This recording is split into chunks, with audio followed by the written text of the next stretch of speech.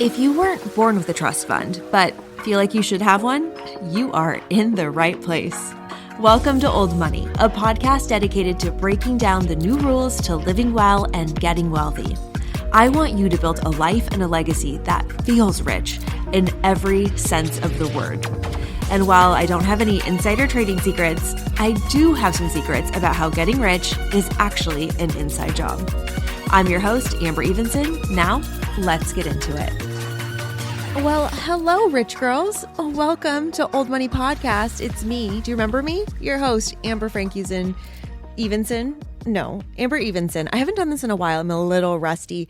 Hi, girls. I've missed you. Happy summer. It is nearly August 1st, and I owed you an update. Last time we talked was May 5th. So almost 3 months ago when I let you know that I was leaning into the luxury of leaving and walking out of my weekly routine for Old Money to try something new. And I'm back with not just an update, but some new formatting, some new information, some new fresh energy. How are you? I am, if you hear some things in the background, like some crashing waves or a seagull, or maybe like a Budweiser truck, I'm not sure, but my door is open. I'm sitting on my bed at Le Barrage Hotel in Del Mar. I'm in San Diego for work this week, and it's a beautiful, sort of cloudy day, just about 6:30 in the afternoon, and I've just wrapped work, and I'm just feeling inspired to chat with you. I've been saving all my notes, things I've wanted to talk about, things I've wanted to tell you, and I'm excited to dive in.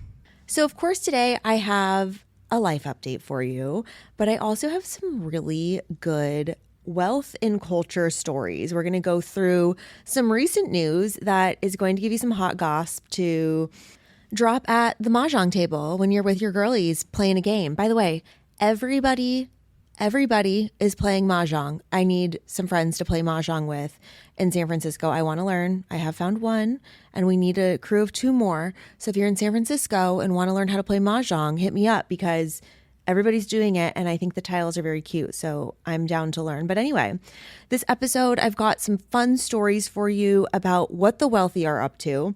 You've got to stick around for some epic shout outs at the end and just some general updates on not just what I've been doing this summer, but what I've been reading, watching, buying, putting on my body, all the things that I think you might find interesting as well. So I guess we should just pick right back up where we left off, which is last time we talked, I was telling you that we moved. We moved from San Diego to San Francisco, and it has just been everything of the sort, life-changing in the best way possible. I think Justin and I were both ready for a new chapter in our lives. I lived in San Diego for the better half of 20 years, and San Francisco holds a very special place in my heart. Growing up in a suburb of the city and always driving there to escape was not just about escaping the suburbs. It was about finding myself and going to concerts and shopping and being anonymous in the city and being around the energy. But before we were moving, I was having a lot of honest kind of trepidation about going into a super urban environment. We were living in a really urban environment in San Diego, and it was just grating on my nervous system, just having to go in an elevator every time we had to take the dog out to go to the bathroom, having all the traffic, dodging cars all the time, all of the road noise, the construction, which was happening right across the street from our house, which was literally killing me slowly. We even had, it was a very modern apartment. It was so beautiful, but like concrete floors, big glass windows, not a lot of protection, no window curtains, no softness. So it was never really feeling settled and safe and comfortable at home. Our home in San Diego was so utilitarian. It was great for what it was, but I was just feeling on edge. And moving to San Francisco, what I was imagining in my head was that it was going to be so much more of that. And we lucked out so much. We are in an amazing neighborhood. We can see the city, but we are not in San Francisco craziness. I mean, we're still in San Francisco, But we live in a residential neighborhood up on a hill. There's not a lot of drive-by traffic. We have a dead end on one end of our street. We have a lot of sun. I was also really worried about the weather and feeling depressed. We have great weather up there. We're 10 minutes to get to anywhere you would want to go out to eat or shop or be, 20 minutes to get to the other side of the city that we love to be in. I mean, it's just everything I could have hoped for. We have a single family home with a yard in the back. Poppy has her own private park with a tree, and she loves to lounge in the backyard. It's literally everything I ever would have hoped for. And we did do a manifesting list for this house. And when I say we, I meant me, but I did it on behalf of Justin and myself. And when I tell you, it hit every single box. Like, we ticked every box, from wanting a house with a little bit of character, having great weather, lots of natural light, old hardwood floors, high ceilings, a yard, a garden. I just planted herbs, you guys. I'm so nervous that they're not going to grow. I'm planting them from seeds, and it's not really a great time to plant herbs, I know, but I am desperate to garden and do the things. I am Martha Stewart with my chow and my garden, and I'm loving cooking in our house and being home. It has honestly been so amazing. So the home base situation and the fact that I can hear birds chirping, and I have, like a freaking hummingbird feeder right now. I am so domesticated. You could basically call me a trad wife. I am so calm. I'm so happy. And the good news is we love our house. The bad news is I have had to travel against my will for almost 75% of the weeks that we've lived there so far. So everybody's been sending me their recommendations for their favorite restaurants, which I love, by the way. Just don't send me any Anthony Bourdain stuff because too depressing and too serious. I'm not a foodie. I'm like a vibes person. You know this. Get me a glass of sancerre and a cute place to take a picture. I'm golden. But I haven't had a lot of chances to go out in the city and do a lot. So Justin and I have had a few really fun days, weekends, etc. We've been really good about doing our Thursday night date night whenever I am in town. But I've been traveling so much, and I'm being dramatic and ridiculous when I say against my will. I mean, I'm happy to be able to travel and do the things, but we've had a lot of different trips pop up, like conferences, family travel. I'm traveling for work a lot, just up and backs. And that's why I'm in San Diego right now. I'm here for clients and to see my team. And I'm so grateful and so happy to do it. I'm so happy to be here, and it's giving me time and space to sit on this beautiful, clean bed in this beautiful room, looking at the ocean, recording this podcast. But honestly, if my dog's not there, I don't want to go. I just want to be home with Poppy. I'm such a homebody. I'm feeling so called to the house, and I just want to be there all the time, especially because we're furnishing it. We're putting it together, not by ourselves, by the way. We hired an amazing decorator, shout out Sierra, who has been such an incredible help to us, because what we're paying her is saving Justin and I in fighting over who gets to pick what. So, it's everything. Just generally speaking, my nervous system is finally actually relaxed. And then on top of that, I've been doing a lot of very low dopamine things. And we traveled recently to Oregon and to Utah, and it's just been easy. Things have been very calm. And Justin has even said, with everything that we have going on with the agency, how calm I've been. And that has been my new strength, my new superpower, honestly. I think the house has a lot to do with it. The environment that you're in is so important. And the other thing is that I'm just getting better at taking care of myself in a very meaningful way, which has never been more important, because what's also been going on is that the agency is amazing. It's exploding. We have brought on so many new clients. We are in such high demand. We have amazing, I don't want to say record setting. It's not a record setting. It's the types of projects that are career defining, have so much visibility and are so high. They're high stakes, but they're just so meaningful to me. And that means hiring more people, bringing on more talent, training more people, spending time not just getting the work done, but setting everybody else up for success. And it's required a different version of me. It's really required me to be the CEO that trains leaders, not the person that does it all. And that is releasing control. And that's a little uncomfortable for me, if we're being honest. So there's a lot of growth happening over here, guys. And part of that growth and the just time to reflect has happened. The growth has happened in the business. My self-regulation and self-care is better. My connection with Justin is stronger. The exploring that we want to do in the city, all of that is created through the time I make for it. And I made the time for it by taking something off of my plate. And the thing I took off my plate is something that I love. It's old money. But whoever says doing a podcast is easy, it ain't doing a good podcast, because it's a lot of work. I would spend every single day worried about the next podcast. Is it overdue? I need to record it? Is it going to be on time? What am I going to talk about? How can I make it interesting, funny, entertaining, valuable, make a big impact? What am I talking about? Do I need to do research? Like, so much went into it on the invisible labor and the mental load of constantly being attuned to the podcast. I was not ever in a place where I was going to sit and batch 5 episodes at a time, because it just didn't feel authentic to me.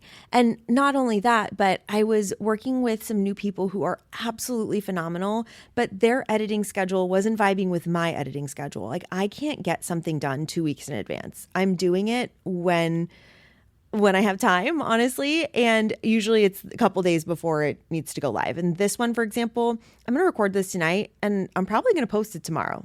I'm just going to edit it quickly, get it together for you, and get it into the world, because done is better than perfect. So between all of this type of decision making that I went through last time that we talked, I really wanted to come back and tell you again how good I feel about it. It doesn't mean anything about the success of the show. It doesn't mean anything about my ability to create, whether I'm good or bad, or if I failed or succeeded. I mean, I succeeded on all fronts in my eyes, even though the podcast isn't coming out every single week. I'm just about to hit 3 years of Old Money, you guys. August 1st is the 3-year anniversary of this show existing in the world. And I am so proud of what we've created here together. But looking back and also being introspective about what I really like about podcasts is a little bit more levity and fun and less heavy lecturing. I don't need to listen on a way to improve my life every single week. Like, my life is really good, but I do need something to keep my mind occupied or make me think about different things or make me laugh, entertain me, etc. And I started to reflect on what I was liking to consume as a podcast listener. And I was not consuming content like Old Money anymore. I hadn't been listening to anything like this in a very long time. So if I don't want to listen to it, why am I creating it? So it inspired me to look again at what I was enjoying listening to, consuming, and what I want to create. And I think, going back to what I want to create is something more fun, more levity, more pop culture, more silliness, more enjoyment, and something that's just ear candy and like a little snack, not anything too heavy. So what you can expect from Old Money moving forward, sporadically, because I ain't coming back week to week just quite yet, but it's going to be hopefully a little bit more of that. And hopefully this episode gives you a little taste. So that's where we're at with Old Money, but I don't even know why I got on that topic, because I wasn't even done talking about San Francisco yet. Because San Francisco is crazy, you guys. Like, talking about it, zooming out from a cultural standpoint, I have so much to tell you. First of all, if you are feeling stagnant in your city, I have a trick for you. It's called gamification, and that is what Justin and I are doing. We are trying to gamify absolutely everything that we can about experiencing the city, because we're having so much fun. Like, let me tell you a couple things we're doing. Number one, there's all these cute little neighborhoods all over the city. There's the Marina and Cow Hollow and Pack Heights and Cole Valley, Hayes Valley, Sunset and Richmond and Inner Richmond and Outer Richmond. And our goal is that we're going to get a coffee and a cocktail in every single neighborhood, and we're crossing it off a map. So that's huge for one. The second thing is that in part of my home styling in our new living room, which is just so cute and cozy, I've got a bowl and I'm collecting matchbooks. So we're going to go to every restaurant in San Francisco that has matchbooks so that I can collect them and put them in that bowl. My grandpa used to do that, and I used to look at them when I was a little kid, and I'm just so enamored by it. It's so cute. And then, of course, I use them to light our candles. I'm also on the hunt for the best cappuccino. I was highly referred to sight glass in the Mission, and I'm going to tell you it was fine. It wasn't life-changing, but I can always go again. But if you have a recommendation for the best cappuccino in San Francisco, I am on the hunt. I need to know, so you just let me know where to go. But generally speaking, what's going on in the city, number one, is that everything is expensive as hell. If you've been reading the news, there is an AI boom going on and housing prices are insane. Just today, it was released that the average price of a 2-bedroom apartment in San Francisco is $6,000, which is an all-time high.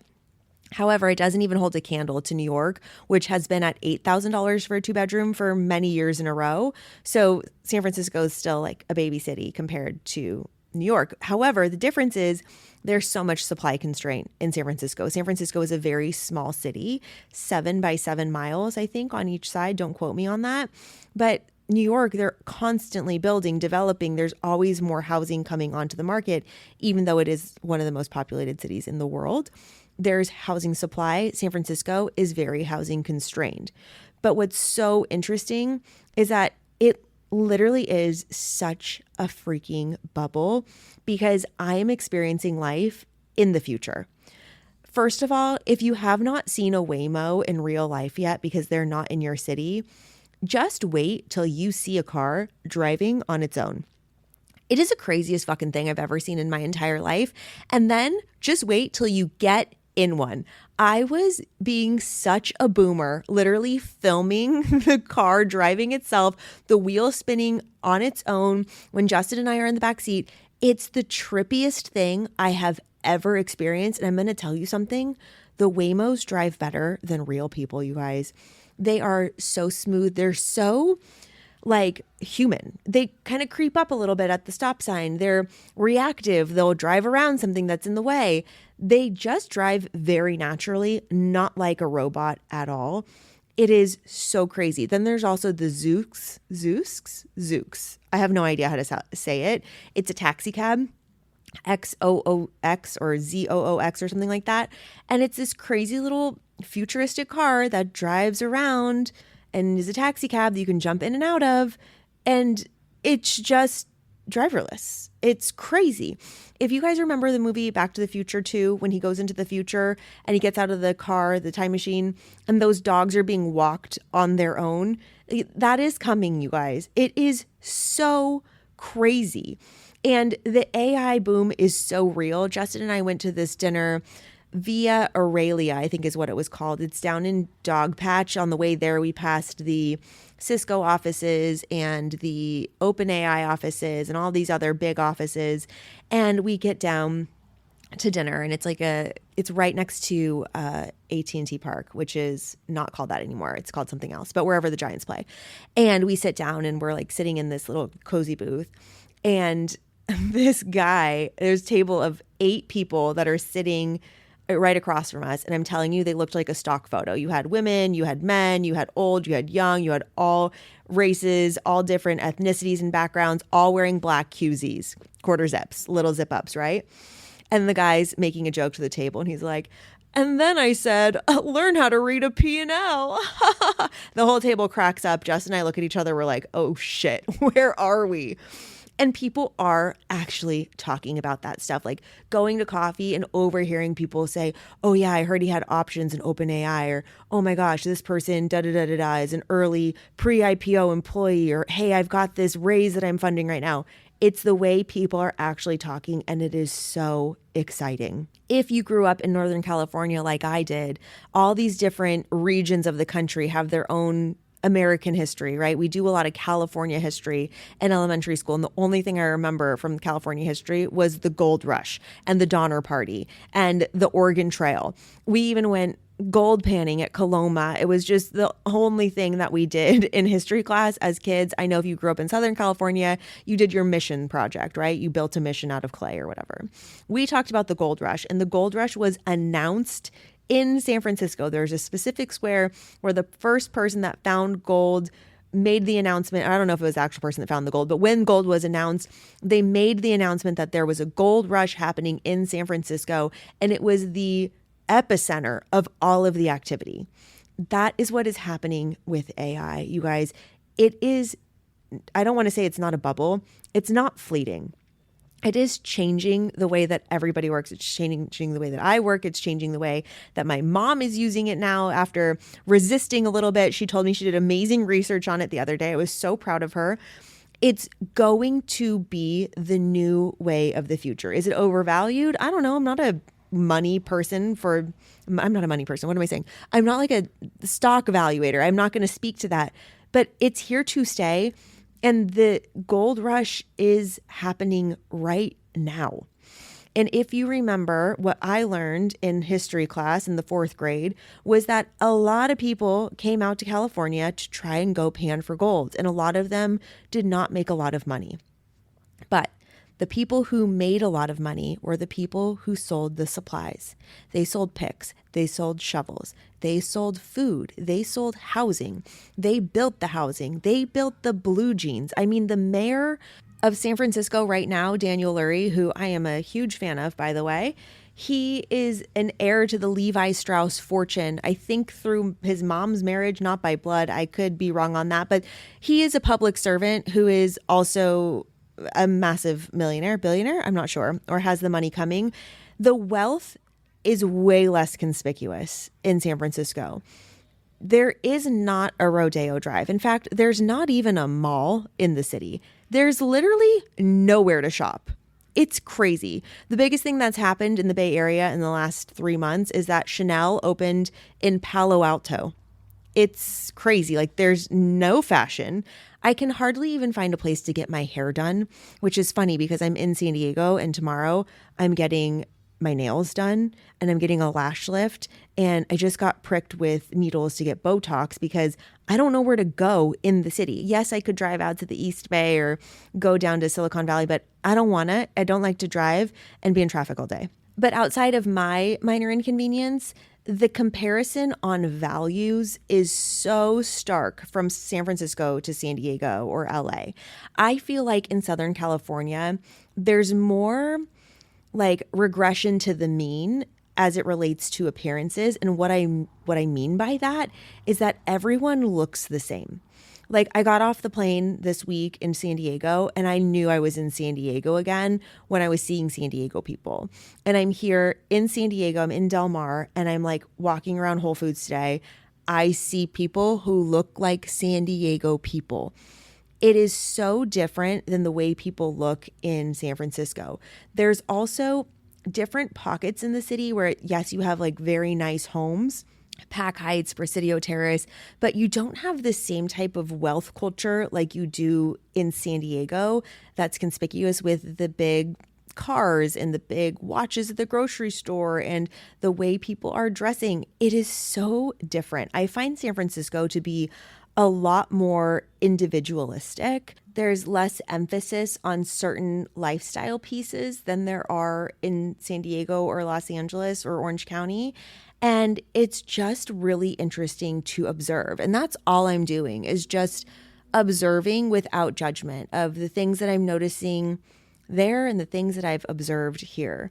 And neither is right or wrong. They're just very, very different. I am, however, having a lot of fun getting dressed in San Francisco. Not that I'm doing it so often, and not that I even have my wardrobe put together, but I feel like there's more opportunity to get dressed in a meaningful way. Whereas I always feel the way to dress in San Diego is resort wear.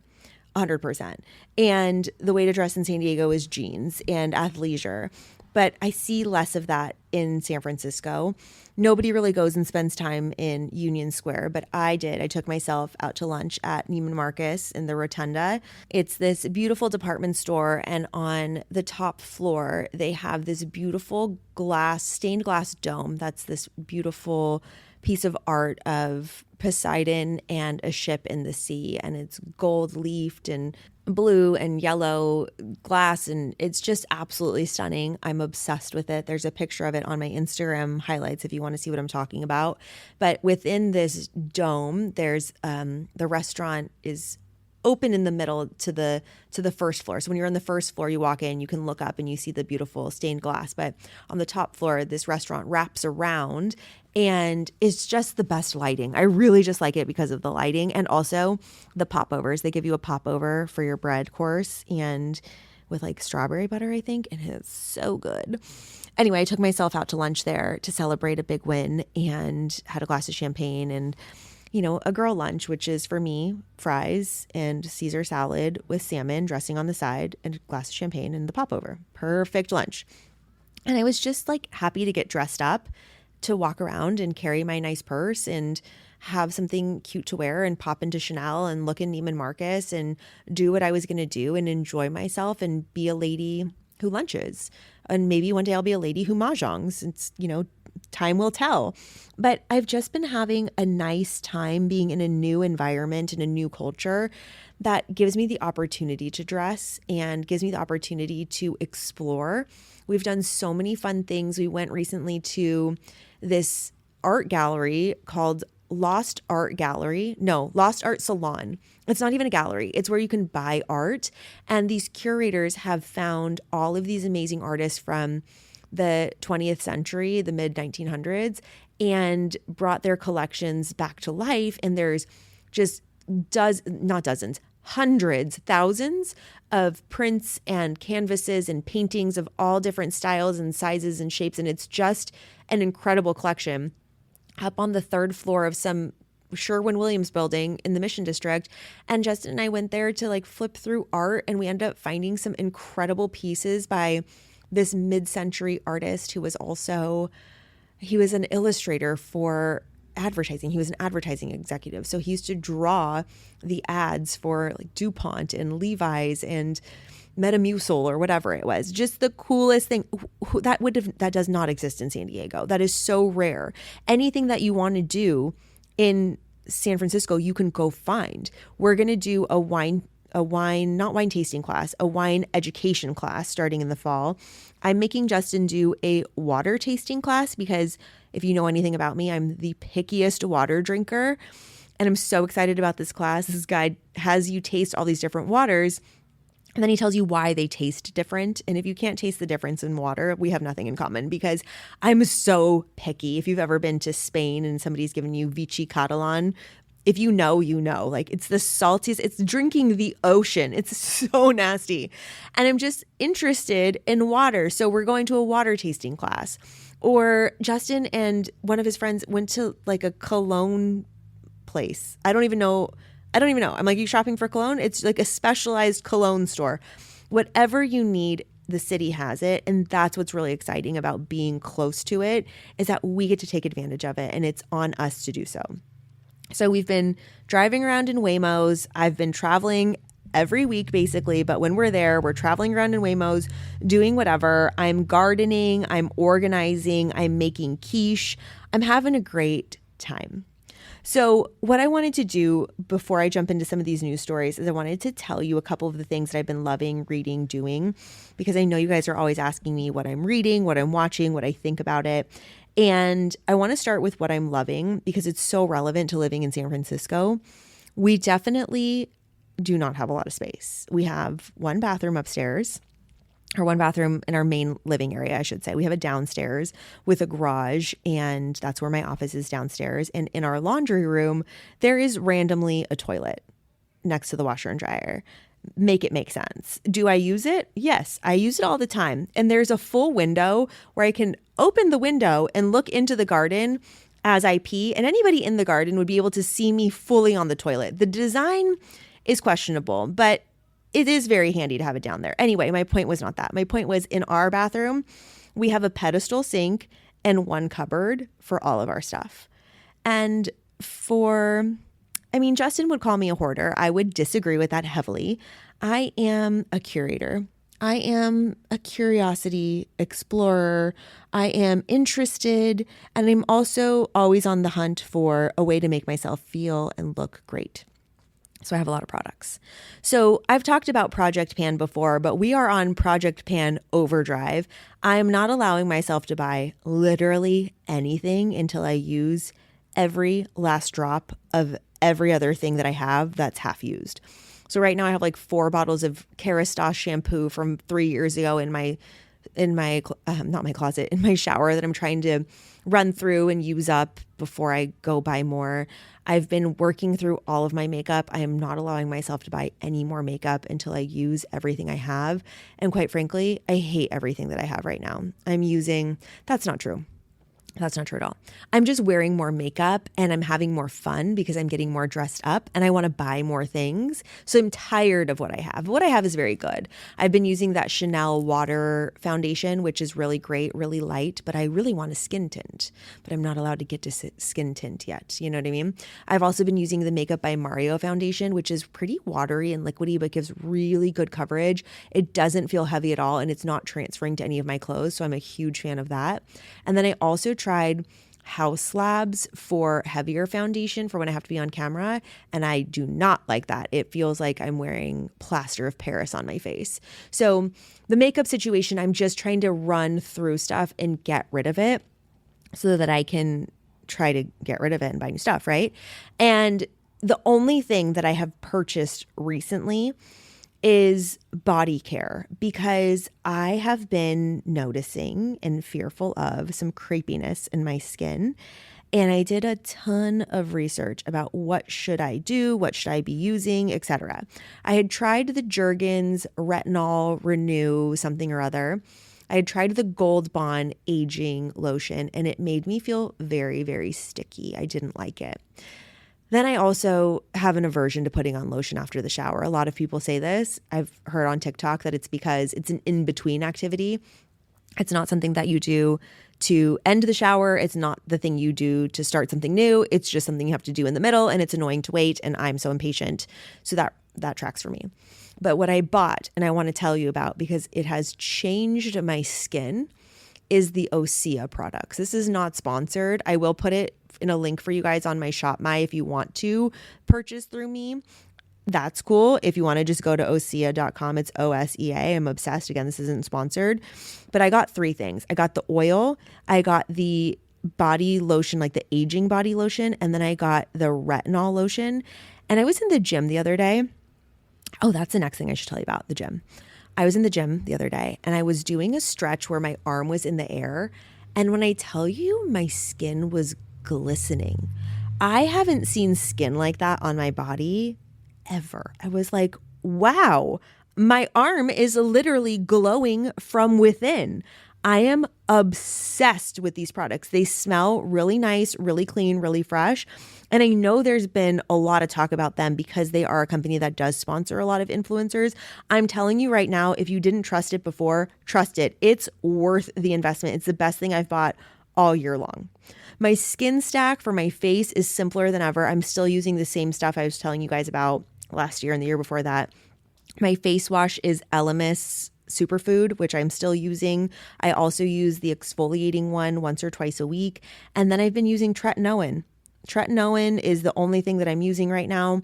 I was previously using the, what is that called? Caudalie. I'm doing this all like from the top of my head. I'm not looking at products or a list or notes or anything. I'm just thinking. Was that Caudalie Vino Perfect instead of a vitamin C in the morning, which I also love. Makes my skin so lovely. And then for moisturizer, the Rhode Glazing Milk, and still using the same La Roche-Posay. All of this is in my Shop My if you want to see what I'm doing. But I've been having simple skin stack. I've been wearing more makeup, so I've been experimenting more with makeup, and I've been loving the Osea products, but I'm not letting myself buy anything else. But I have been buying clothes, and some of the clothes I've been buying are for the gym because I have been reinvigorated, because I have found the most genius app of all times. Hear me out.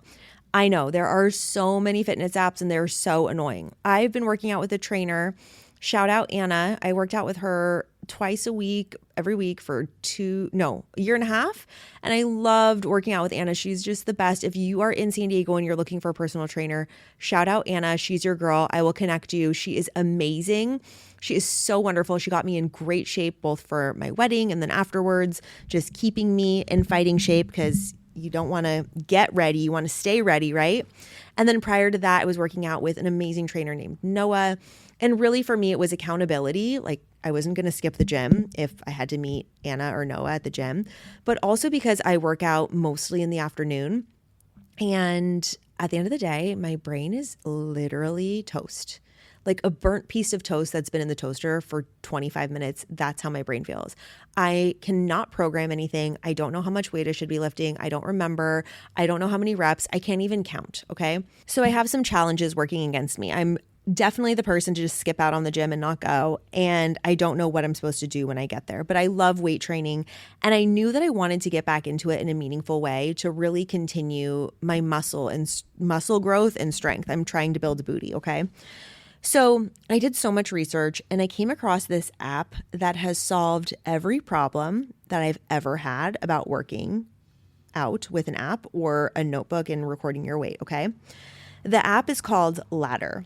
I'm going to link it to you in the show notes so that you can check it out because I'm pretty sure I can give you a month free, which is not what I got. I got 7 days free. And if you do it for a month, you will be addicted just like I was. I think in full transparency, it's like $178 for the whole year. So it's less than $1 a day. Okay. It is so worth it because I have been so consistent on my own without a trainer because there's a personal trainer in the app. So the way that it works is that you take a quiz and you can also look up all these different teams, and all of the teams are led by a trainer. And what I like about how they set it up is they say, what do you like to do? Do you like to do high intensity? Do you like to do cardio? Do you like to do Pilates? Do you like to do weightlifting, bodybuilding, Olympic lifting? What is it? And you put in this information and then they say, how long do you want your workout to be? Which is huge for me because I don't want to be at the gym for 90 minutes every time I work out. I want to get in and out. And then even better, it says, what is your desired outcome? And they mean aesthetically. So if you're trying to grow an hourglass figure, or you want a big peachy butt, or you want big shoulders, athletic build, or you want to improve your performance, or there's one program that's all about becoming healthier for your family so you can play with your kids and be there for them. The coaches are so charismatic, they're so amazing, and they have their programs tailored to exactly what it is you want. By the way, this is not sponsored either. This is just an evangelical fan of Ladder. I'm so obsessed with it. And then what they give you is a workout program where it has 7 workouts programmed for the week, but you can just work out 3 times a week minimum to keep your streak.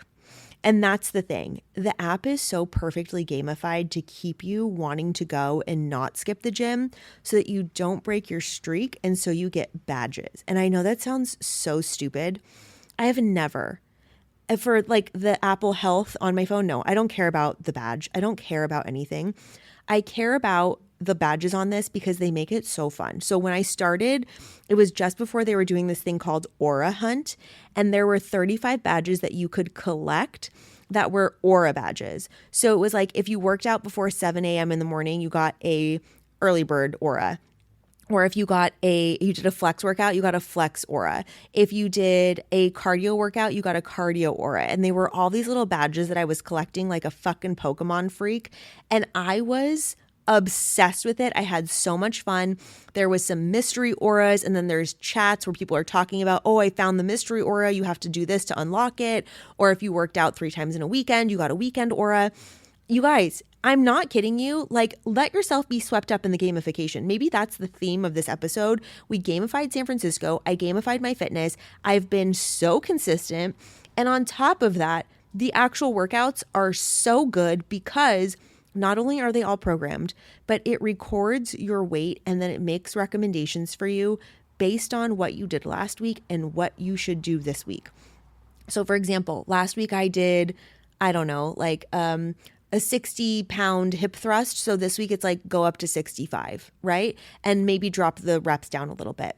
And then my coach is in my ear. It connects with my Aura Ring. It connects with Spotify. So you can play music while you listen. And then the coach gives you cues while you're working out. While you're working out, it's literally in your ear. And it's like, okay, if you're doing a reverse curtsy lunge, make sure that you're bending at the waist forward a little bit so you're activating your glutes and not your hamstrings if you want your glutes to grow. And I'm like, oh yeah, I'm standing straight up. I should probably bend over a little bit. Or it tells you whatever it is. It times out the workouts for you. It gives you the rep count, or it'll say we're doing a plank for 30 seconds or whatever it is. It gives you a warm up, a workout, and a cool down. And it is so worth it. Like I said, this is not sponsored, but what a fucking commercial. Somebody send this to Ladder, because I'm telling you guys, this is a game changer. It's keeping me consistent. It's keeping me honest. I worked out last night at the hotel. I worked out this morning at the hotel. I'm being consistent, and normally I'd be like, I'm on vacation. I'll just skip it, even though I'm not really on vacation. So I've been loving that so much. If you guys are on Ladder, let me know so we can friend each other, and I'll give you cheers or whatever. Let me know what team you're on. I'm dying to know, but I've been having so much fun. So I've been doing a lot of Aloe purchasing, where they just had their 30% off sale. You guys know I love that one. And I've been also building my wardrobe. So I've been building my wardrobe slowly, unsuccessfully. I've been looking for some new denim as I showed up in San Francisco, and I said, okay, I look like a millennial. All my jeans are really tight. I need to get some baggy jeans. So I started with AYR. I got a pair of jeans. I kind of hate them. They were really expensive too. I just ordered 4 pairs from Mother. I sent them all back. I didn't really like those. There's a nice frame store down in like the Pack Heights area, I think that's where that was. So I'm looking for jeans. So if anybody has some good jeans recommendation, I'm all for it. But it does get pretty chilly down in my office. So I've been doing like a cardigan, a chunky necklace, and some jeans every day. I got some nice pants for around the house, and I've been spending a lot of time gardening in my little garden. Justin and I have been doing yard work. I've been reading my Martha Stewart book. Like I said, I made a quiche. I'm so proud of myself. I also did this really fun project, you guys. I'll have to record this actually on TikTok because it's so meaningful. My mom has given me her old bags, and she bought her first Louis Vuitton bag in 1975 in San Francisco, by the way, in Union Square. And it was a Louis Vuitton Speedy. I've had it forever in a big tub with all these other purses that I have. And I'm scrolling TikTok, and I see they come out with this brand new Louis Vuitton super soft Speedy boho that has, so pretty. It has really patina dark handles that are made of ostrich leather, and like a luggage tag on it has this like beaded thing that I would take off. But I was looking at this bag and I was like, oh my God, I need this bag. It's $5,000 because of the leather handles. I'm like, that's ridiculous. I already have a Speedy. But the reason I like the Speedy, the new soft Speedy boho, was because it had this rolled leather like shoulder strap. And I'm like, oh, I love that so much. But my mom's Speedy is so old, it doesn't even have the D-rings on the end so I can put the shoulder strap on it. So you know what I did, guys? I got crafty. I ordered D-rings from Amazon. I ordered a belt loop puncher. I called my mom. I asked permission first. She said, go for it. I punched holes in my mom's 1975, 50-year-old Louis Vuitton Speedy. I put D-rings on it. I ordered the rolled leather handle off of Etsy that matches as close as I can match to how patinaed hers is. And I made myself a brand new bag. It's my new daily driver. This bag is 50 years old. There's literally a hole in the bottom. There is blue ink that has been spilled from a pen probably before I was born. But the fact that I'm carrying my mom's Speedy around in San Francisco when she was doing the same thing 50 years ago is such a trip. So I've been loving that moment. Okay, so enough about what I've been buying. What have I been reading? What have I been watching? Let's talk about books really quick. Let me tell you what I didn't read was Strangers by Belle Burden. Everybody was talking about it earlier this summer, and I just can't. I just can't because I think it's the type of book that somebody else's tragedy makes everybody else put these glasses on that make them look at their partner and put them into attack mode. I feel like it was going to put me into fight or flight of like her whole story is I woke up one day and my husband hated me and left me and then he stole all of my money. And you know what? that's just not the type of energy that I have in my life right now. And I'm also doing things differently to protect myself, because what we heard from Belle Burden Strangers was that she didn't want a prenup. She didn't want to do things in the way that she was advised to. She actually ignored legal advice over and over and over again. And then she got screwed. So that's not the book for me. But let me tell you what book is for me. Couple that I've read so far. I just finished The Shampoo Effect by Jenny Jackson. She's the same author as the book Pineapple Street, which I reviewed many moons ago. I really enjoyed this book. I finished it in literally a day. It was just a really cute friends in, not Nantucket, but friends in, I don't know, East Coast somewhere. I kind of forget now. A writer, there's a group of friends, and then there's a new girlfriend, and she gets into the mix and she messes everything up and everybody hates her, and it's a crazy story. It was really enjoyable to read. It was slow. It was summary. It was exactly what I needed, and I really enjoyed it. I also read the book Pink Glass Houses, Another Rich People Behaving Badly. This one's by Asha Elias. I would actually give this one like a 2.5 out of 5. It is about a wealthy PTA mom in Miami, mom circle rather, and all the dynamics there. So if you have kids in school age and have all those mom dynamics, you might enjoy it. Let me know. I didn't really like it that much. It just didn't grab me, and it kind of felt like a slog. I also read the book Trust, and I was like, why have I heard about this book by Hernan Diaz? I was like, everybody's talking about this book Trust, and it's about wealthy people and power. Sounds perfect for me. And I guess the reason that it was in the ether or in the zeitgeist was because this is the book that Dua Lipa and her husband were both reading allegedly on a train, and they saw each other reading the same book, and they were like, wow, you're reading the same book. I don't even know if that's true. But I decided to read it. And let me tell you, I got 1/3 of the way through it. I think it's broken into 3. It literally is at 35% in my Kindle right now. So depressing. Has anybody made it past the first section? Because I quit. I quit so hard. It was making me so sad after the first story, and then it switched characters, and I was like, I don't think I can sign up for that again. So if you've made it past the first section in the book Trust by Hernan Diaz, can you please send me a voice note on Instagram and let me know if it's worth my time to finish, because it rocked me and really depressed me. But I'm not going to tell you anything about it because I mean, it's set in like the 1900s. It's set in older times, and it is about a very wealthy person who's a bit obscure, and then he finds his perfect match in a woman who's also a bit obscure, and then they have a lovely relationship, and then it all falls apart. So that sucked. I'm also working through Buy Back Your Time by Dan Martell. This has been a really important book for me because I'm starting to make some really meaningful hires in my business that are scaring the shit out of me when I think about the salaries that I'm paying. My coach, Jessica, I don't want to call her a coach. That's demeaning, honestly. My business strategist, Jessica Marks. She has Tailored Premiere and the podcast Millions Were Made. You guys have heard me talk about her so much. She's been on the show. She's literally a genius. She's like, oh my God, I can't believe you haven't read that book. Like, read it, please, because it's going to explain to you how to get over that fear of hiring people, because we're not just putting money into a salary, it's an investment to buy back your time. So that's been so good. So what have I been watching? Okay.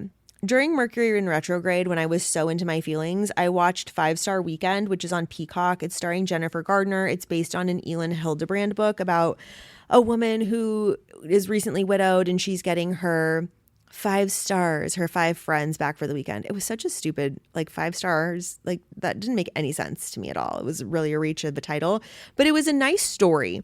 And the characters and how they are all intertwined and all of the dynamics, I actually really found myself very invested in it and really wanting to watch it. But it was quite slow. It was a fine show. It wasn't anything I would rewatch, or I was going to say it wouldn't be anything I'd recommend to anybody. And here I am recommending it to you on Old Money Podcast. Okay, make it make sense. But I wouldn't go to somebody and be like, yeah, watch this show, because I think it's kind of an acquired taste. You kind of have to be in a mood for it. And it was okay, but I really enjoyed it. It doesn't even give you big, I don't know, Nantucket vibes. And I know Nantucket is just such of the moment right now. But I just enjoyed watching Jennifer Gardner. I think she's such a lovely person. The character is just her as a person, a lady who likes to bake and cook. And this lady in the movie, or the show rather, is an influencer. And then there's a big twist, which is really interesting that I did not see coming, and I was really hooked. So that's fun.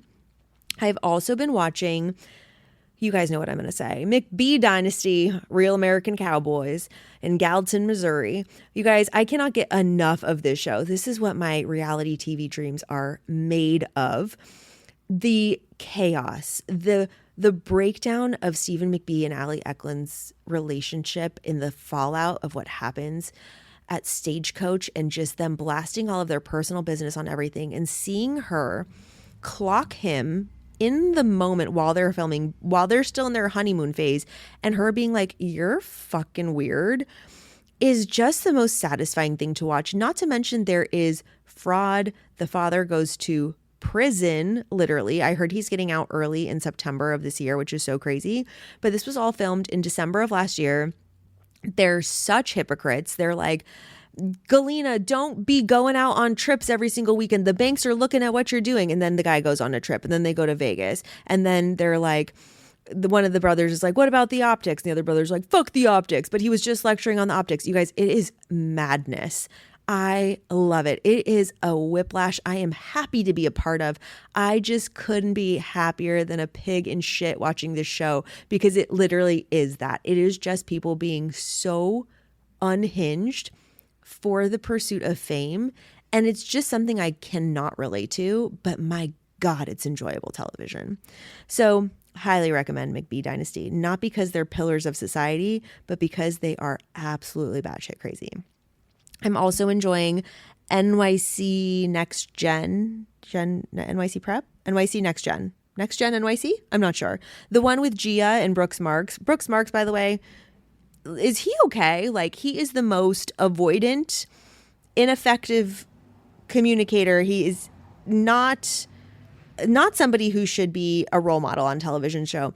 Him, his sister, and Meredith Marks all need to be waken up with a little bit of shock therapy. By the way, when we were in Park City, I walked past the Avita Tequila Lounge. Not a soul in sight. It's an actual hole in the wall that goes underground, like downstairs, and it looked terrifying. And then Meredith Marks' store was empty, just stripped empty. I'm not sure if it was open during the day and I missed it, but we were there at like 5 o'clock and there was nothing in the display cases. So that was interesting tidbit.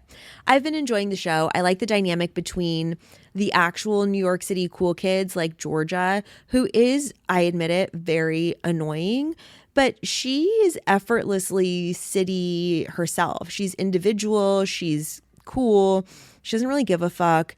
And also Ava, Charlie, Liam, they all have this kind of grit, this city grit about them that is very authentic to young people living in New York City, privileged or not. And then you have Ariana Zolciak. What's her name? Ariana from Kim Zolciak's daughter. I don't even remember their last name anymore. She's dating this guy named Hudson, who is just, driving in from a private jet in a Maybach. He's wearing all this iced out jewelry. Did you guys know that his dad is a billionaire? He's the inventor of Zaxby's Chicken, not kitchen. Chicken, is that right? And he just is such a tryhard.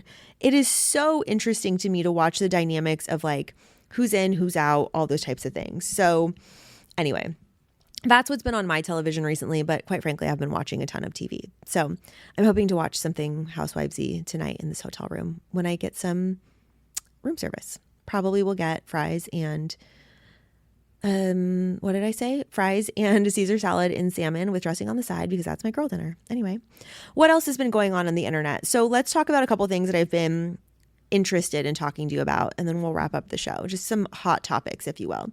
First of all, everybody's been talking about the whole Fia drama. If you haven't heard, where have you been? But Fia and the Emma Grede disease thing are two things that are really interesting to me. So if you haven't heard about Fia and the drama there, Sophia Gates is the daughter of Bill Gates, the founder of Microsoft, who is a billionaire. His daughter, Phoebe, starts this did I say Phoebe? Yeah, I think that's her name. Phoebe and Sophia is her co-founder. They start this shopping app that's kind of like Honey, where if you are searching for something online, you install this plugin and then it searches the rest of the internet for you and finds you a better price. They have this podcast, and I think it's on Alex Earl's network, where it's talking about how to survive corporate as a young person. And quite frankly, I'm not sure if either of those girls have ever had to really survive corporate, because they started their own project and then they raised, I think, $35 million in a celebrity funding round where everybody under the sun, Mindy Kaling, Alex Earl, all these people put in money and invested because they had such great numbers to show how much commission they were making. Because essentially their whole business proposition is that they're affiliate marketing app, but their code was such that, without getting into the details, they were taking advantage of commissions that they were not owed. Meaning they were not only taking commissions from other creators in some instances, but also taking commissions from companies when they were not the ones driving the sale because of the way that their app was functioning on people's devices. And so it's been this huge fallout of, okay, well, Fia's a fraud. And what's really interesting is that there's so much lore here about Honey, which is the coupon app. When you install it on your computer, it searches for coupons for you so you can get a discount code on a site. And I don't know about you, but I've literally never had success with any of those coupon codes working. I put them in, they're like, can't be used, which is fine, whatever. And so one of the people on their advisory board was a previous executive at Honey who had gone through something similar to this fraudulent case with Honey, where Honey was doing something very similar. So they had direct experience with this. And so what's so interesting to me is that who's responsible? The founders.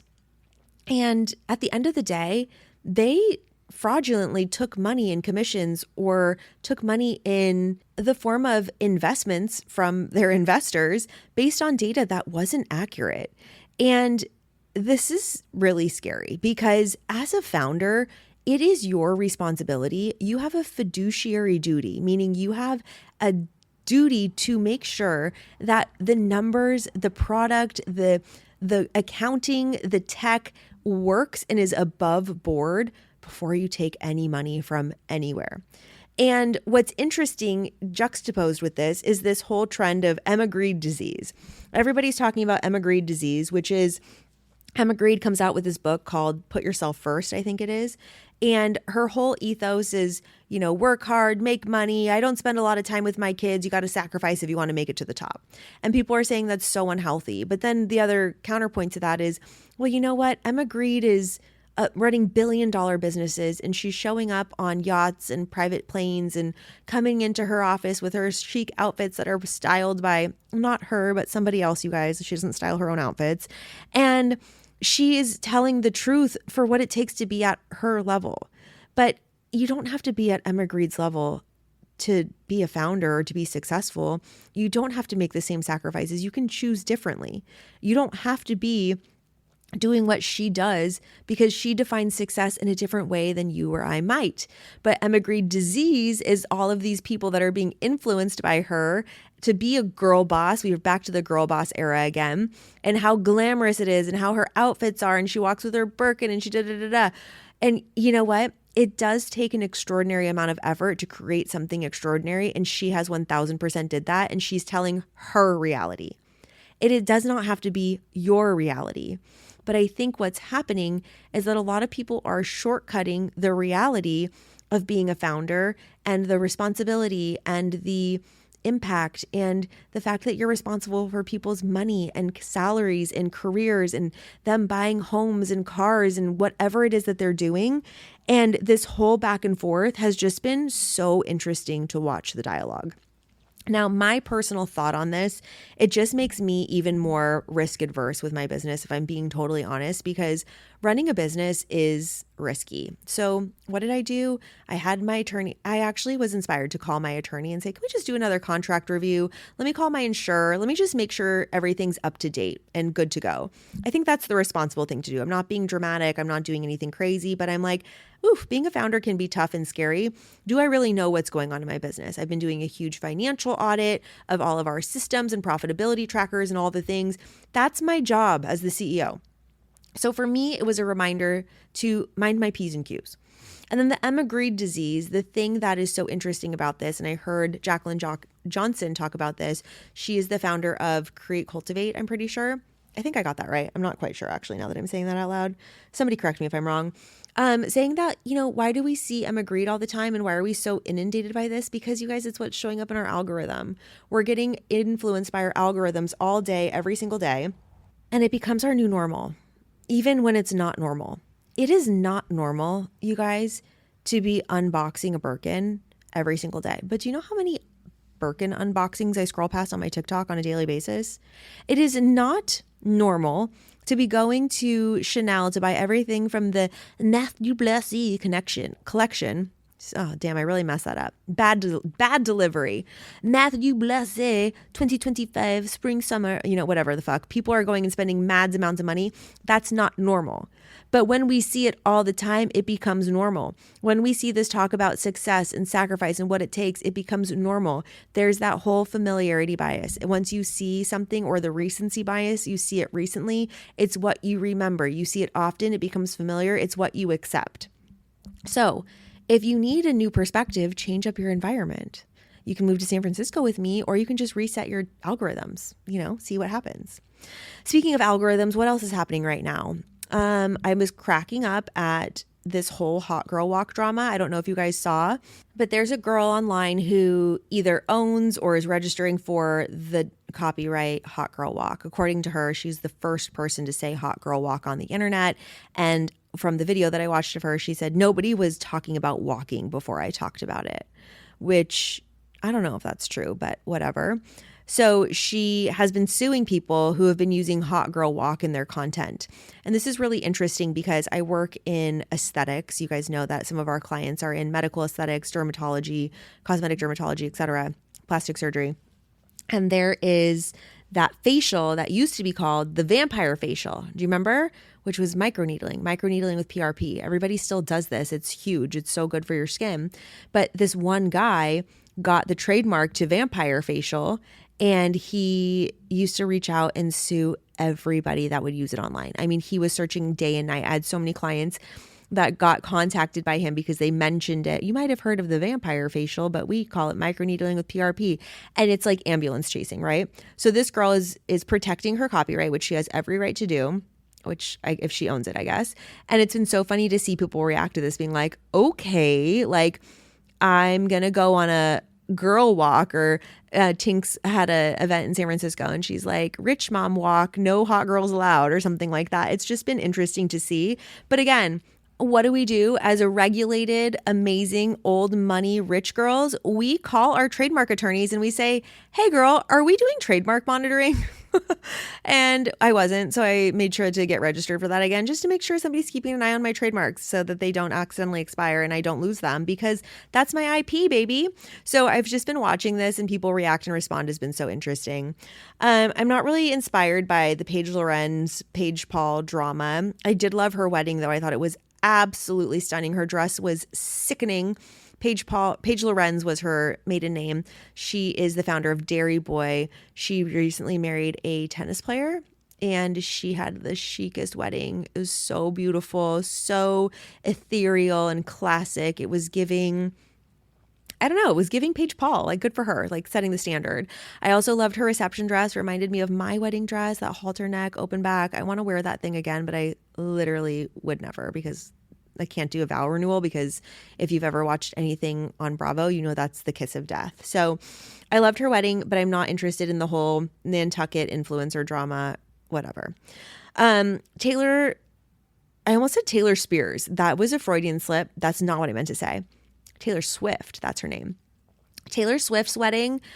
Where are the photos? Like, we're waiting for a documentary. Like, what the fuck? Like, no, like not everybody is a crazy fan of Taylor Swift. I'm a casual observer. I like some of her music. I like her music better when it's covered by a pop punk band. Oh, let me tell you guys, there's this pop punk band that I've been listening to on Spotify. They cover like Hilary Duff and Taylor Swift. They're called, I'll tell you one second, I'm looking. They're called Liked Songs. They're called Our Last Night. And I have I'm With You, The Fate of Ophelia, and Come Clean, and it's in pop punk version, and it is so good. Anyway, I don't understand what happened there at her wedding and why we're not seeing photos of it. Let us celebrate you. Like, you're the most public people in the entire world until you're not. Like, what's going on? So I think she's waiting to put it all in a documentary. And like, I just don't want to watch a documentary. I just want to see the photos. I just want to see the photos and celebrate you. Like, I was behind you guys. Like, when Travis Kelce's winning the Super Bowl and he's like singing Beastie Boys, I'm like, okay, I get it. Like, I get it. But like, now you're being all weird and secretive and putting it behind a paywall. I'm not sure. By the way, this is not confirmed. This is just me speculating. That's been a weird thing. So I think her wedding was tacky. I think probably the guest list was so random. And if you know anything about me, I say you guys should have fucking eloped. If you had to invite everybody, if you care so much about your relationship and it's everything you've ever wanted, like, make it super intimate and romantic, and then we can talk. Okay, what else is on my list of news? Oh, I love this story. On the other side of marriage, there's divorce. And this headline for me just gave me the chills. It sent a shiver up my spine in the best way, because this is what we call justice.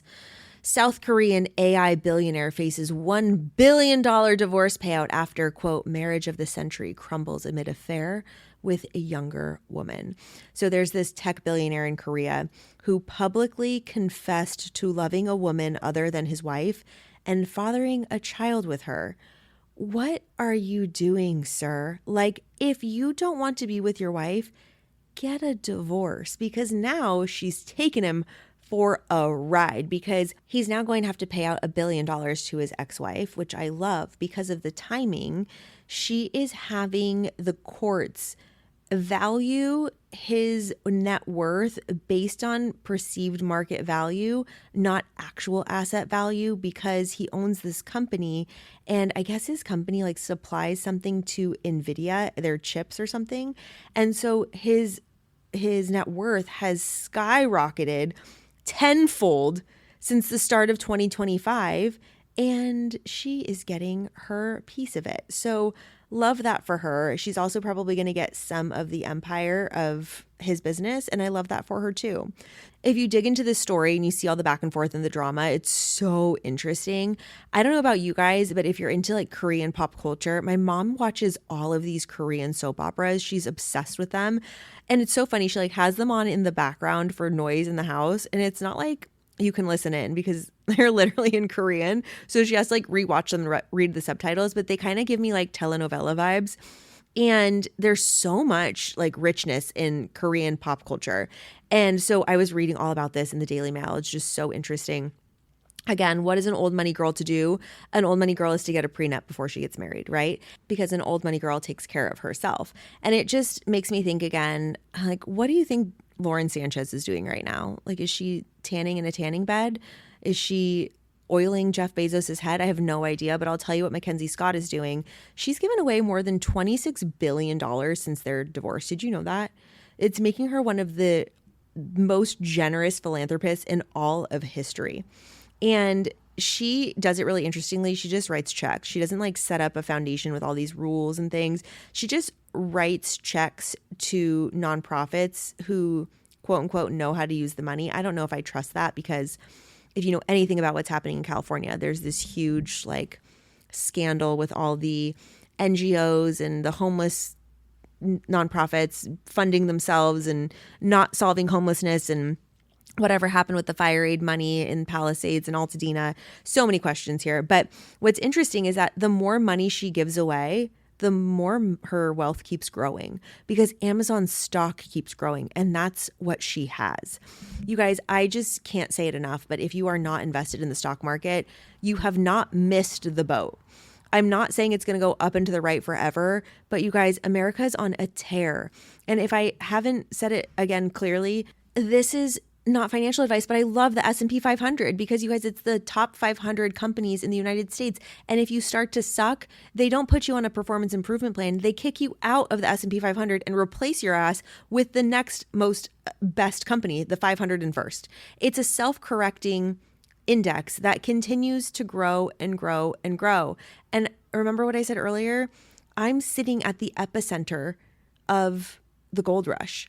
So if I could have invested in the 1800s and all of the people that were making blue jeans and all the people that were making shovels and picks and supplies and gold pans and housing, and then I held on to that for a couple of generations, I'd be sitting in a house in Pacific Heights or Presidio Terrace right now with my rich ass old money as well. Old money takes time to compound, generations usually. That's why they call it old, because it's literally been earned a long time ago, but it wasn't just earned, it was invested. And there is so much happening right now, so much so that even when Mackenzie Bezos becomes the most generous philanthropist of all time, she keeps getting richer. Like, I couldn't think of anything better. Do you know what I'm saying? So I'm just checking on you here. Are you investing? Are you doing dollar cost averaging? And speaking of what I talked about earlier, I'm always going to trickle in the little, check-ins on money. But if you're interested in any money education, and I want to shout out one of the girls that wrote in recently, I have your name here, Noah. You wrote me the sweetest email and you were asking a little bit about saving and all the things. Anything that's really money education focused, I'm going to put that into Old Money Mindset or Old Money Method. That's where all of that's going to live. All of the money, the tactical stuff, how to invest, it's all there. Old Money Mindset or Old Money Method. They're always linked around everything that I do, but that's where you can get the resources on that, because you guys, the principles don't change. There's nothing new to add. There's nothing new to say. I can't keep talking about it on the podcast because I'd be talking about the same stuff all the time. My financial system is not complicated. It's actually very simple. So I've talked about it a lot. There's tons of free episodes and resources all in the canon of Old Money, but also it's all in there in Old Money Method. If you need any help with nervous system regulation and emotional regulation and overcoming emotional spending or impulsive spending, that's in Mindset for you. But honestly, I think we're just going to keep it light over here moving forward. Okay. Anyway, what else do I have on here? Oh, this is so good. I was obsessed with this subreddit. It is a little bit of women on women crime, and I need to know your take on this because I'm obsessed. It was posted on the subreddit called Bridezillas about a month ago in July, and I'm cracking up at this ask for advice. So let me read this to you, and then you tell me what you think, okay? My best friend got engaged in April. I was genuinely happy for her. We've known each other since middle school and have always said we would be in each other's weddings. Last week, she asked me to be her maid of honor. Then she sent me a spreadsheet. Dress, alterations, shoes, hair, makeup, bridal shower contribution, bachelorette, Airbnb, flights, decorations, matching pajamas, dinner reservations, group activity, emergency wedding fund, and a few things I still do not fully understand. My estimated total is $4,700.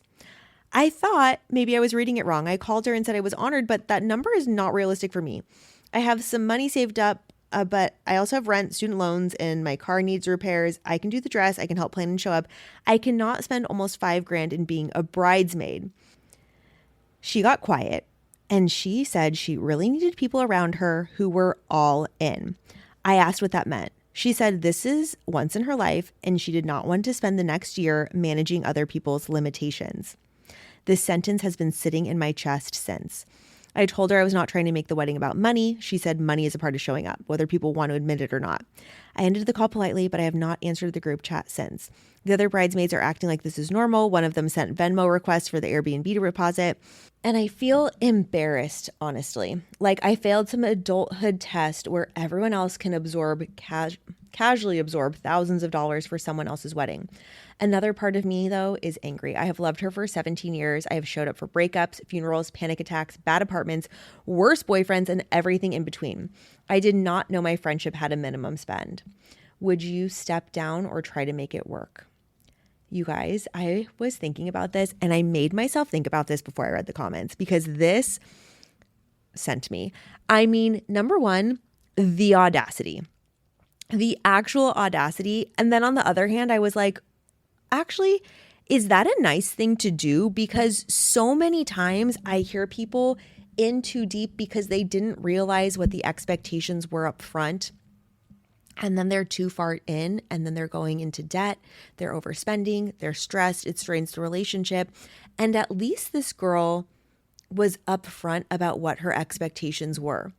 But for me, my take, and you can pause this if you want to come up with your take first. I'm going to tell you my take. My take is this girl is so evolved, so thoughtful, so wonderful as a friend. The way that her language is, like that sentence has been sitting in my chest since. I feel embarrassed. Another part of me is angry. She is in touch with her emotions. She's mature. She's being very vulnerable here. You can tell that she's a thoughtful, wonderful, loving person. And after thinking about it, no, I'm back to the audacity, because you cannot put on people what they need to spend on you, but you can communicate and ask, what are you available for? Honestly, I agree with the majority of the sentiment in the comments, which is you have to step down. Like, she has to recuse herself of the duties of being a maid of honor, because you can bet that spreadsheet's going to grow. It is a crazy ask for somebody to spend $5,000 on somebody else just because you're getting married, because quite frankly, a lot of people get married, and a lot of people get married more than once. It's not a once in a lifetime thing. And putting somebody in that type of financial position is insane. And I so appreciate the writers, or the question writer, the author of this letter, asking or identifying, I feel like this is part of some test that I failed as an adult. That is so real, because it does feel like that. It feels like we're just supposed to cough up money for everything all of the time. And I would not be able to do that for a friend. Like last year, even my budget was too tight and dedicated. I was getting married. What about your own dang wedding? Put that $5,000 towards your future wedding and start saving for it so that you can treat people. My biggest philosophy is, if you're going to host people, you're going to ask them to come out to dinner for you, with you, you pay. If it's your birthday dinner, you host the catering, you host the alcohol. When it's your wedding, you pay for people to come. And it's not transactional. It's not like I expect a gift. It's about, I'm celebrating something and I want the people that I love to be here to celebrate it with me. And you should never be putting somebody out in a financial position like this, because it's crazy. And I just think the Bridezilla is missing out on one of the most thoughtful, loving, sensitive, attuned, emotionally intelligent and mature friends, and she's missing the boat. She has lost the plot. And while I do think it is better that it's one of those things where, and I hate when people say this, it's better you found out sooner rather than later. It is better she found out sooner rather than later, before she spent money on this. And it's showing me the limitations of the bride, of where she's coming from and what her expectations are. The expectation is not on preserving the relationship. The expectation is on spending the money, and the priority is not protecting the friendship or the friend. It's absolutely insane behavior. So this is such an interesting article. I can link to it if you guys want to look at it again. It was on Reddit, and it just totally threw me for a loop. So that was a little woman on woman crime. Let's talk about women raising up other women. I love this article. It's from Bloomberg, and this is like that happy news. Remember Tank's Good News on Instagram? I barely even go on Instagram anymore, but this goes there. And it's about what's going on in India between women. According to this article in Bloomberg, there is a financial revolution happening in India, and women are investing more than they ever have before. And stock market participation by women in India is at an all-time high, because of what started in a few WhatsApp chat groups. There have been some private chats and Google Meet classes where women are coming together to talk about investing. They're talking about stock watch lists, company earnings, valuation metrics, technical analysis, risk management, and it's all grassroots. 1 in 4 Indian stock market investors is now a woman. Can you fucking believe that?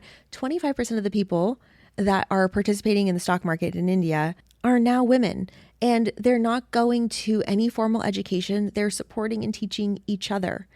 Assets held by women in mutual funds have more than tripled over 5 years, growing from 5.4 trillion rupees to 18 trillion rupees by the end of 2025. And I'm obsessed with this because it's not just about investing, it's about changing household dynamics and the traditional Indian culture and how that's evolved. And it really talked a lot about how investing is becoming more of an everyday conversation. where previously it was something reserved only for finance professionals and especially for men. This is exactly what I wanted to happen with Old Money. And I know that this podcast has been so impactful for so many of you. So to close us out, I wanted to do a couple of shout outs, but I first wanted to just shout out everybody in the Old Money community for being here and being a part of this and adopting that rich girl mindset of, for example, when I hear somebody with a bad divorce, I don't spiral. I don't put myself in situations that are going to make me hate my husband. I just protect myself. Do you know what I'm saying? Sorry, Belle Burden, I'm not reading your book. But it's this mindset, it's this way of thinking and being, and not being reactive, but being strategic and being really intentional about every piece of our lives, because our lives can be so rich when we invest in maintaining them and taking care of ourselves and creating something that we're active participants in, as opposed to having life happen to you. So thank you. If you've made it this long in this podcast, I tried to make it extra long to make up for the last couple of months. We covered everything. If you've made it this long, here's what I'd like to say. Number one, let me know what about this podcast you liked or didn't like. Did you like some of the news articles, the behind the scenes, the cultural insights, the reading of the advice for the Bridezilla? Tell me what you like the most and tell me what you want to see next. Couple shout outs before we go. I want to say a shout out to my girl who's an OG rich girl, Shauna Jerzak, who is a beautiful Canadian dance teacher, business owner. She owns a dance studio, and she wrote her first book called Starting in First. And it is such an incredible accomplishment for her. And I'm just so happy and proud of her. It is absolutely incredible to see all of you guys be a part of this community and go out and start your businesses and write your books and follow your dreams.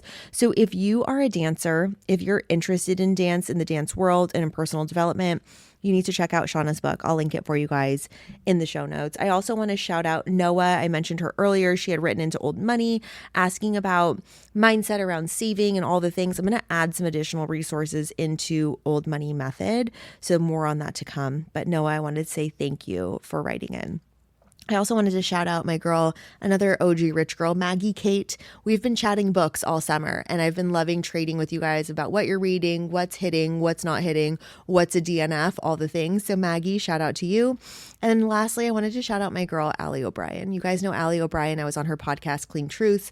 She is absolutely crushing it. She has a nonprofit called Chemo Club. And if you ever felt like you're doing a lot in your life, compared to Allie O'Brien, I guarantee you're not. She is out there crushing it. She is pursuing legislation for mental health support for families of cancer patients in Washington, D.C. She's literally on Capitol Hill, you guys. She is interviewing and researching and learning everything about how to live an actual healthy life. And then she's also celebrating cancer survivors, cancer warriors. She just had a show at Miami Swim Week where she had some of her Chemo Club girlies walking in the runway in a collaboration with Post Swim. She's going to New York Swim Week and she has her merchandise on Revolve, you guys. I mean, she is absolutely crushing it. And again, we got connected through Old Money. All of these people I've been connected through Old Money. And my last shout out is my girl, Marina Schifferman. You guys heard her on the podcast. We talked about real estate in San Francisco. Again, another connection through Old Money. And she's who I'm going to learn how to play Mahjong with, you guys. So if you want to learn how to play Mahjong with me and Marina in San Francisco, give us a call because we are here for it. And I'm just telling you, this community is so rich and I am richer for it. I don't know when I'll be back again, but I'll be back again soon. I love you guys so much. Keep in touch with me. Tell me what's going on. I'm on my own Instagram more than the Old Money one. So it's Amber in California. If you want to say hello, I answer every DM.